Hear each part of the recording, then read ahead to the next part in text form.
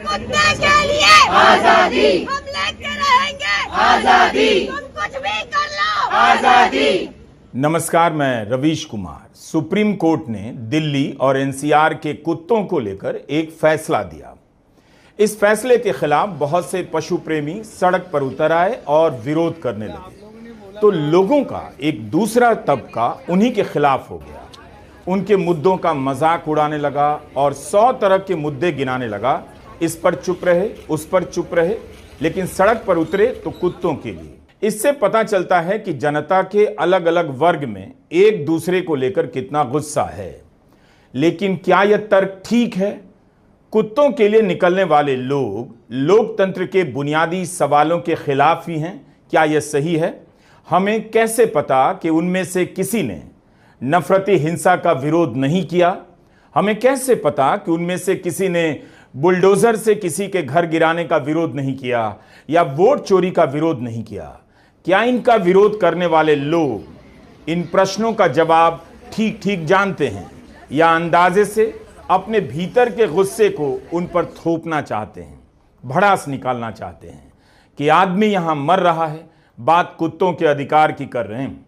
इस तरह से तो आप किसी भी मुद्दे का मजाक उड़ा सकते हैं। जो लोग कुत्तों के हक में उतरे उनकी बातें भी मुझे ठीक लग रही थी, और जो लोग इनका मजाक उड़ाने लगे उनका तरीका ठीक नहीं लगा, पैमाना ठीक नहीं लगा, लेकिन उनकी भी कई बातों में दम तो था। तो उन तर्कों को लेकर बहस होती तो कम से कम पता चलता कुत्तों को उठाकर शेल्टर होम में भेजने के फैसले का समर्थन क्यों किया जा रहा है और विरोध क्यों हो रहा है। एकदम से सुप्रीम कोर्ट के फैसले का विरोध करने वालों के खिलाफ तरह तरह की बातें कही जाने लगी। यह उसी दिन की घटना है जिस दिन विपक्ष के 300 सांसदों ने दिल्ली में वोट चोरी को लेकर चुनाव आयोग के मुख्यालय तक मार्च करने की योजना बनाई और उन्हें हिरासत में ले लिया गया। अब इस बात को लेकर बेजुबान कुत्तों को लेकर सड़क पर उतरे लोगों का मजाक उड़ाया जाने लगा कि वोट के अधिकार के लिए सड़क पर नहीं आए, कुत्तों के लिए सड़क पर आए। एक बार सोचकर देखिएगा, इस आलोचना में क्या बहुत दम है? सबसे पहले यह याद रखिए कि सांसदों का मार्च केवल सांसदों का था। सांसदों ने दिल्ली की जनता से कोई अपील नहीं की थी। दूसरा, कुत्तों के लिए प्रदर्शन कर रहे हैं, इसलिए उनके क्लास और उनके सवाल का मजाक नहीं उड़ाना चाहिए। कौन किस मुद्दे पर आगे आता है, यह उसका चुनाव है, इसका सम्मान करना चाहिए। बेशक उससे उम्मीद की जानी चाहिए कि वह वोट चोरी के सवाल को भी उठाए और दिल्ली की झुग्गियों को तोड़े जाने का विरोध करे। अपने घरों में काम करने वाले लोगों को मुसलमान, बंगाली या बांग्लादेशी के नाम पर भगाने का भी विरोध करे। लेकिन क्या झुग्गी वालों के लिए केवल वही लोग सड़कों पर नहीं आए जो कुत्तों के लिए सड़कों पर आए? ऐसा कहने वाले क्या खुद झुग्गी वालों के समर्थन में आगे आए? कुत्तों के लिए बोलने वाले भी झुग्गी वालों के लिए बोल रहे थे, बस उनकी आवाज कुत्तों के मामले में थोड़ी सी सुन ली गई। इसमें कसूर उनका नहीं। शायद यही इस बहस की सार्थकता है कि दोनों तरफ से लोग एक दूसरे की कमियों को उजागर कर रहे हैं, एक दूसरे की चुप्पी की गिनती कर रहे हैं, याद दिला रहे हैं आप इस पर चुप रहे और हम इस पर चुप रहे। यह अच्छी बात है, लेकिन कुत्तों के लिए आवाज उठाना गलत बात नहीं है। उनके लिए करुणा का भाव रखना एकदम सही बात है। उम्मीद है आप मेरी बात ध्यान से सुन रहे होंगे। क्या यह बड़ी बात नहीं कि बिहार की 8 करोड़ जनता अपने वोट के अधिकारों को लेकर सुप्रीम कोर्ट की तरफ देख रही? 2 महीने से सुनवाई चल रही है। हर सुनवाई में कमोबेश सेम सवालों के आसपास चर्चा घूम जाती है। लाखों लोगों के वोट का अधिकार खतरे में है। करीब 65 लाख तो ड्राफ्ट के लेवल पर ही बाहर कर दिए गए हैं। अभी और कई लाख वोटर बाहर किए जा सकते हैं। जिसका घर बाढ़ में डूब रहा है वह आवासीय प्रमाण पत्र और जाति प्रमाण पत्र के लिए कैसे भाग सकता है? वह खुद को डूबने से बचाए या अपना वोटर कार्ड दिखाए। लेकिन क्या यह अच्छी बात नहीं कि इसी दिल्ली में योगेंद्र यादव, वृंदा ग्रोवर, कपिल सिब्बल, प्रशांत भूषण, अभिषेक मनु सिंघवी, सिद्धार्थ सिंह जैसे वकील हैं जो 1600 किलोमीटर दूर के इन गरीब मतदाताओं के अधिकार के लिए लड़ रहे हैं। बिहार की 2.5 करोड़ आबादी महीने का 6,000 भी नहीं कमा पाती, बहुत गरीब है, पूरी तरह साक्षर भी नहीं, कम पैसे में काम करने वाले लोग हैं। उनके लिए तुरंत फैसला तो नहीं आया, लेकिन सुनवाई तो हो रही है। बेशक आप सुप्रीम कोर्ट से यह शिकायत कर सकते हैं, लेकिन इसे खारिज नहीं कर सकते कि सुप्रीम कोर्ट ने इतनी जल्दी कुत्ता प्रेमियों की बातों को सुना और अपने ही 2 जजों की बेंच के फैसले को 3 जजों की बेंच के सामने भेज दिया और 24 घंटे के भीतर सुनवाई तय कर दी। क्या यह खुशी की बात नहीं कि हमारी राजधानी में ऐसे प्रभावशाली लोग हैं जिनके सवालों का सुप्रीम कोर्ट पर असर हो रहा है। उन्होंने बेजुबान जानवरों के लिए आवाज उठाई। उनमें से कई लोग जो अलग अलग तरीके से समाज की सेवा करते हैं, कई लोगों से बेहतर तरीके से करते हैं। इनमें से बहुत से लोग लोकतंत्र के लिए चिंतित रहते हैं, इसके लिए लड़ने वालों के पीछे भी खड़े रहते हैं, जंगलों से लेकर पानी के लिए बोलने आ जाते हैं। एक सिरे से सभी को नकार देना ठीक नहीं, लेकिन उन्हें इसकी परवाह नहीं है। इसके बाद भी वे कुत्तों के लिए लड़ने उतरे हैं, उतर रहे हैं, उतरेंगे। इन्हीं में से कई लोगों ने सड़क पर भटक रहे कुत्तों के लिए उपाय निकाले, उन्हें शरण दी, भोजन दिया, प्यार दिया। क्या यह अच्छी बात नहीं कि इसी दिल्ली में कुछ लोग हैं जो कुत्तों के अधिकार के लिए, उनके साथ होने वाले अत्याचार के खिलाफ आवाज उठा रहे हैं? लोकतंत्र में हर तरह की आवाजें उठनी चाहिए और हर तरह के मुद्दों के लिए लोग होने चाहिए। मुझे तो लगता है कि इस अंधेरे दौर में हर दिन उम्मीद का तिनका जुटाना ही बड़ा काम है और सुप्रीम कोर्ट का अपने फैसले को 3 जजों की बेंच के सामने भेजना उम्मीद का ही एक छोटा सा तिनका है। लेकिन वो लोग भी अपनी जगह बिल्कुल ठीक हैं जो इस अवसर पर याद दिला रहे हैं कि 5 साल से उमर खालिद, खालिद सैफी, मीरन हैदर, गुलफिशां, शर्जिल इमाम, शिफाउर रहमान जेल में हैं। सुरेंद्र गाडलिंग और महेश रावत एक अन्य केस में 7 साल से जेल में हैं। आज तक ट्रायल नहीं हुई, जमानत नहीं मिल रही।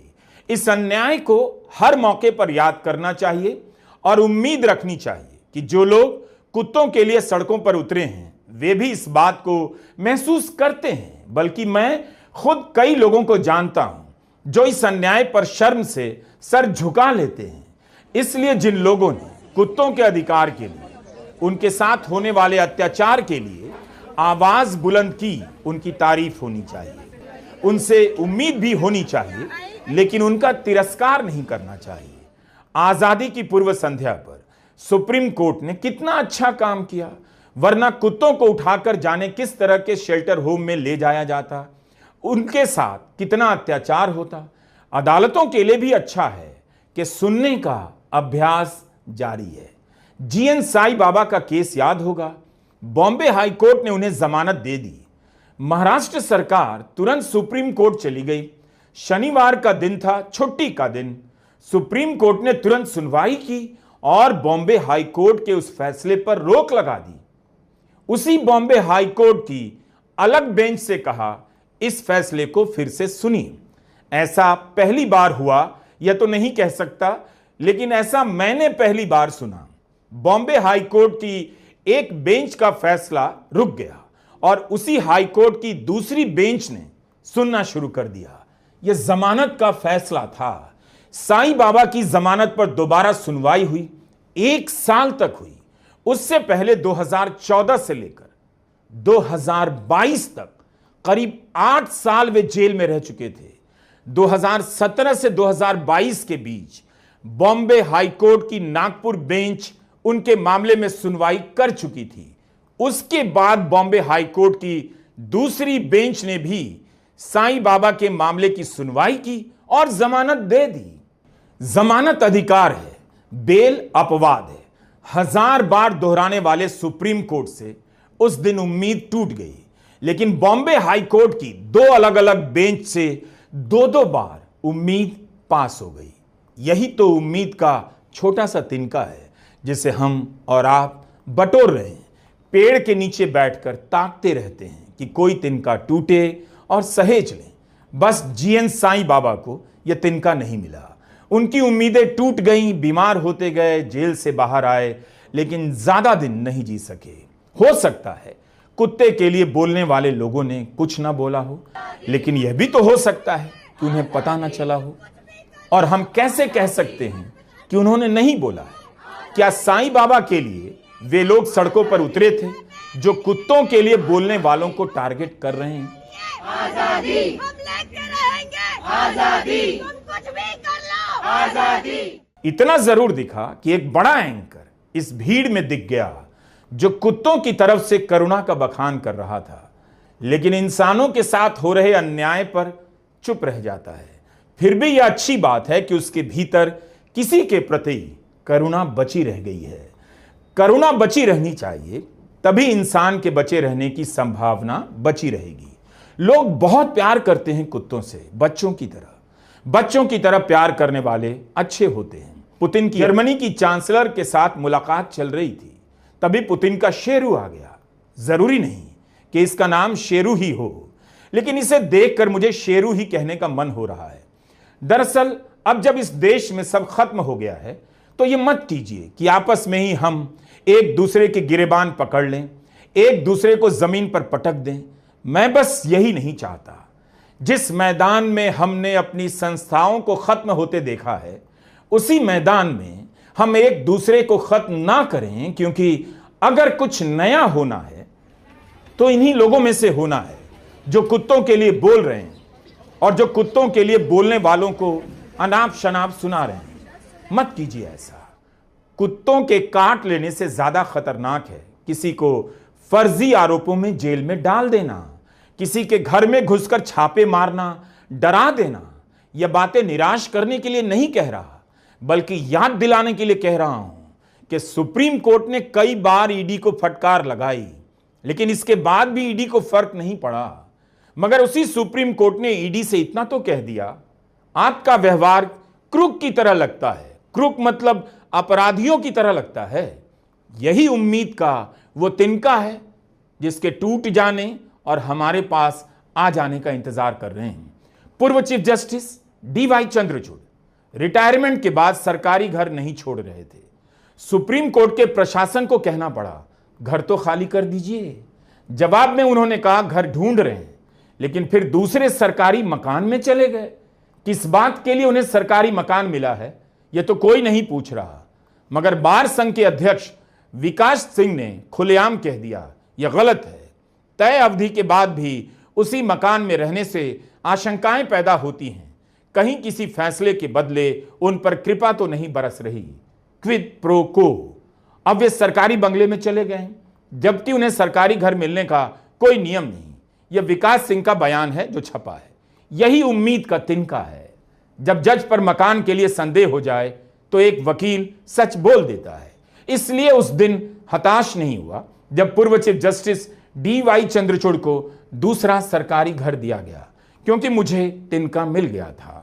इसके लिए हम आपस में एक दूसरे का कुर्ता फाड़े, यह ठीक नहीं। कितनी अच्छी बात है, दीवारें दरक रही हैं। जिनकी वजह से दरक रही हैं वो सब दर्ज हो रहे हैं। आप देख पा रहे हैं, जो बचा रहे हैं वह भी तो दर्ज हो रहे हैं। यही है उम्मीद का तिनका जिसे लेकर कुत्तों के लिए लोग सड़कों पर उतरे हैं। इन्हें यकीन है कि बोलना जरूरी है और बोलने से कुछ हो जाएगा।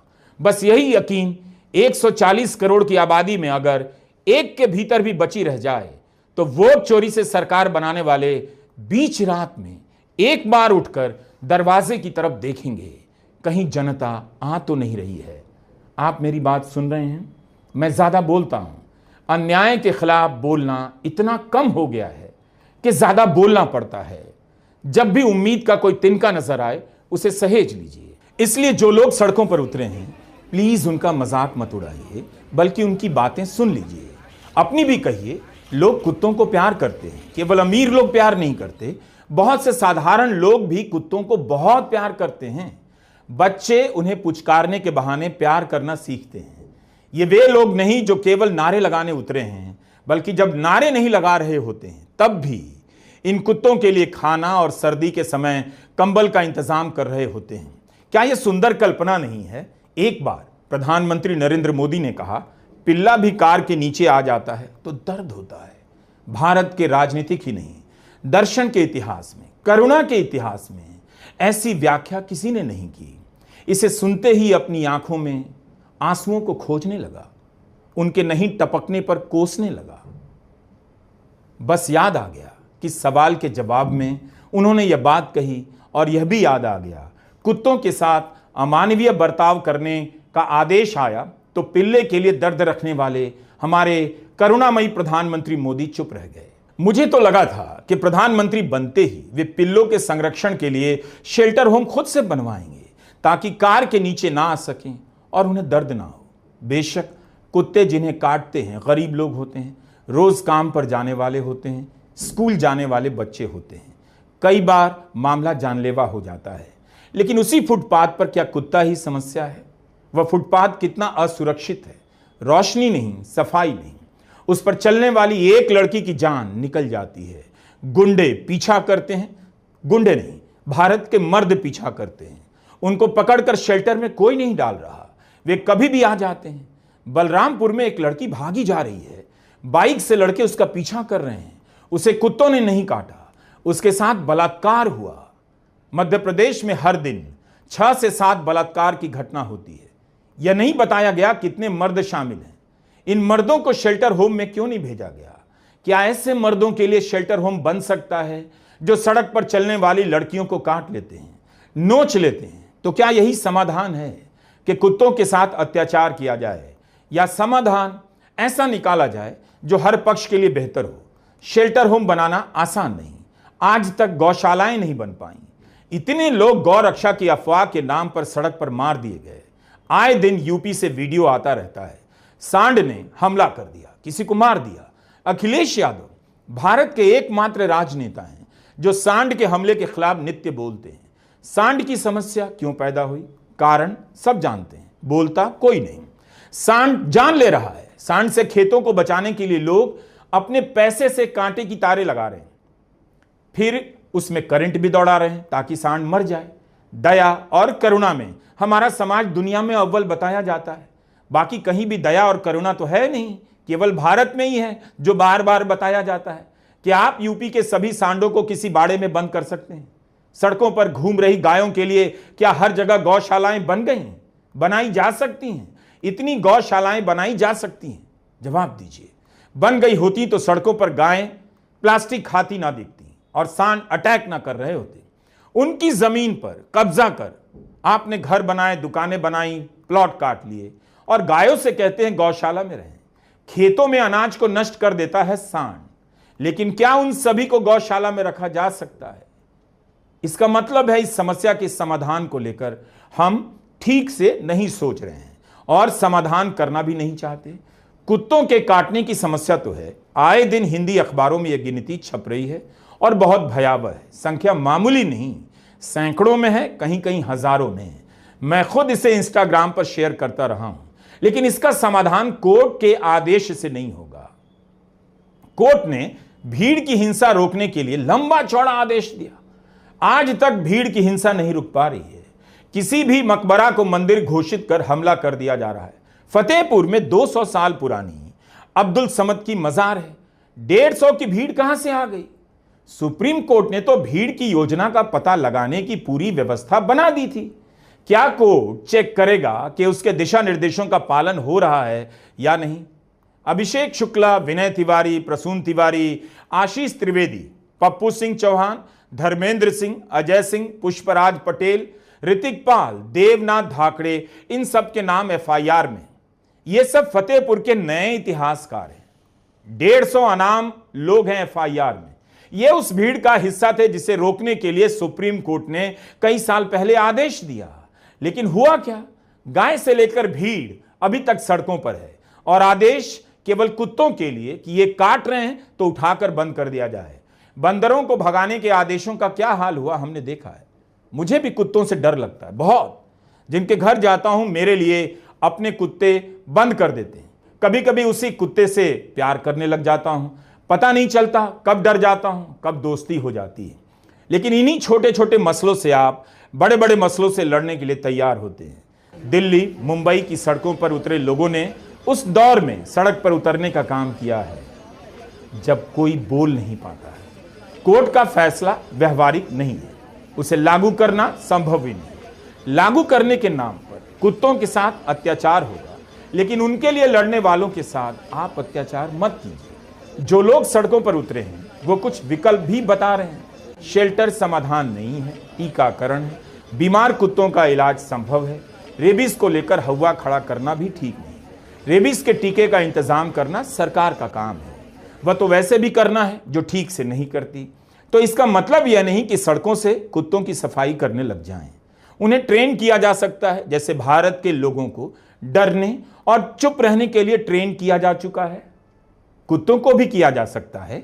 बारिश होती है, कोई बारिश पर कविता लिखती है, कोई बारिश के कारण कीचड़ में गिर जाती है। बारिश का क्या करेंगे? शेल्टर होम में भेज देंगे या जहां कीचड़ की समस्या है उसे ठीक करेंगे। इंसान ने सबसे पहले कुत्ते को पालतू बनाया। कुत्ते ने इंसानों को कभी पालतू नहीं बनाया। उसे पालतू बना दिया उसके डर ने, ईडी, इनकम टैक्स और पुलिस के डर ने। किसने? कुर्सी पर बैठे अफसरों के भेष में अपराधियों के गिरोह ने। इस डर से निकलकर जो भी आगे आए, जब भी आगे आए, जहां तक कदम बढ़ाए वहां तक उसका स्वागत कीजिए। देखिए कुत्तों से प्यार करने वालों में कितना दम है, उनकी बात से कितनी बातें निकल आईं। नमस्कार, मैं रवीश कुमार।